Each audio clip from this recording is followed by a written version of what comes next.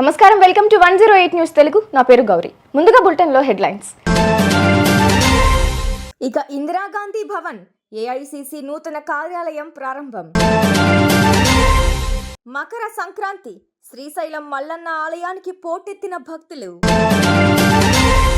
కంగనా నటించిన సినిమా ఎమర్జెన్సీకి తప్పని తిప్పలు.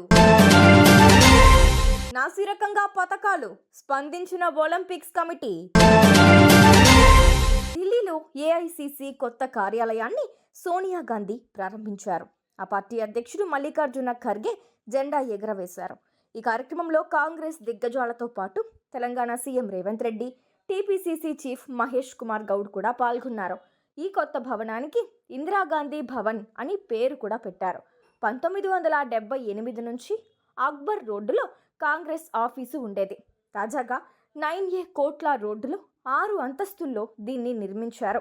2009లో కేంద్ర కార్యాలయం నిర్మాణం మొదలుపెట్టారు.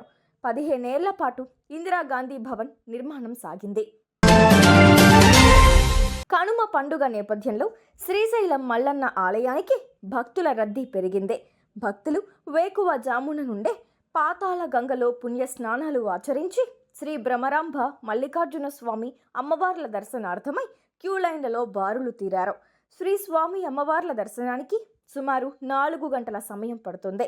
భక్తుల రద్దీ దృష్ట్యా ఆర్జిత అభిషేకాలు, కుంకుమార్చనలు నిలిపివేశారు. కంగనా రనౌత్ నటించి దర్శకత్వం వహించిన చిత్రం ఎమర్జెన్సీ. ఇప్పటికే ఈ చిత్రం పలుమార్లు విడుదల వాయిదా పడింది. ఎన్నో వివాదాల మధ్య ఈ చిత్రం జనవరి 17న ప్రేక్షకుల ముందుకు రానుంది.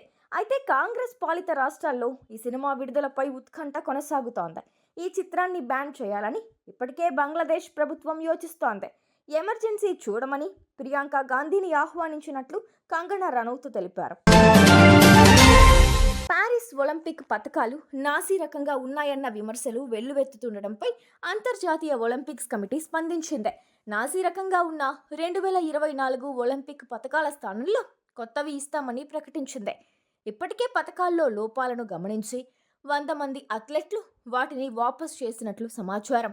మరోవైపు ఈ అంశంపై ఇండియన్ ఒలింపిక్స్ అసోసియేషన్ అధ్యక్షురాలు పీటీ ఉషా కూడా స్పందించారు. చూసారుగా, ఇవి ఇవాల్టి బులెటిన్ అప్డేట్స్. మరో బులెటిన్తో మళ్ళీ మీ ముందుకు వస్తాను. అంతవరకు కీప్ వాచింగ్ 108 న్యూస్ తెలుగు.